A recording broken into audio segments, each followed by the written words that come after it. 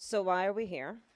We're here because Mitch McConnell has put up a bill challenging us to either comply with his political game that is about obstructing the United States Senate's ability to actually do something, or to play a game with him which is only about covering his political concerns and not about the real concerns that the American people have about the realities of two systems of justice in America. And we're not going to play that game, and we're not going to be played. The truth as we know it is that people by the thousands are marching in the streets of America, of every race, every age and gender, in every geographic location in all the 50 states, unified, demanding we act, demanding that finally something is actually done. And we have it in our power to actually do something.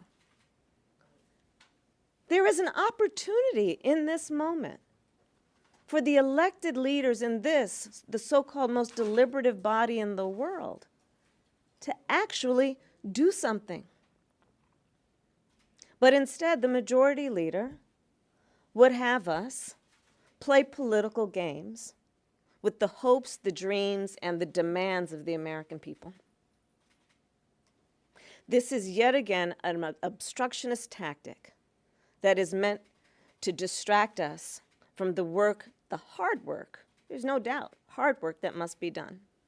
The Justice and Policing Act has received a profound amount of support in the House and here in the Senate.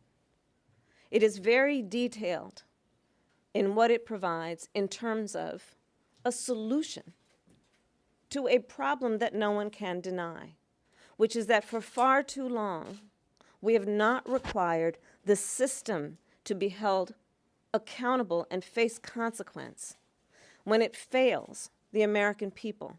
For far too long in the criminal justice system, we've only talked about accountability and consequences when it relates to the people who are arrested without asking that question of the very system itself and the people who work within that system.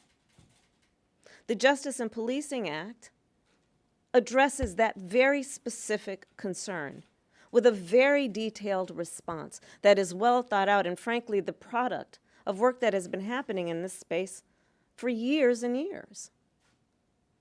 And so on June 9th, in response to the people on the streets demanding this kind of work, we offered the Justice and Policing Act, and over a week later, how many thousands of people have been marching in that interim period of time? Over a week later, the Republicans offer their bill, which does not adopt or take into account any of the bones, any of the detail, any of the substance of what had already been offered. One might ask, why would they do that over a week later after there's already been something proposed?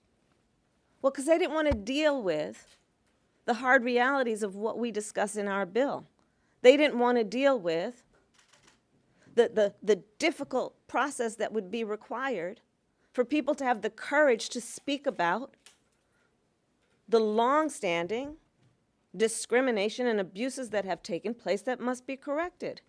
So they offer instead a distraction that is a distraction with the intention of obstructing meaningful change. And so I said it earlier today, but I, for one, do not intend to be played. And I do not intend to be a part of a discussion where some might suggest Democrats are trying to stand in the way of police reform. Because ask any member of those civil rights groups that have been working on this for generations, and they'll tell you the truth about that. In this case, sadly, it is the Democrats, not with any of our Republican colleagues, at least so far, who are doing the real work of engaging in one must be reform of this system so that we can get just a little step closer to that ideal of equal justice under the law. So thank you.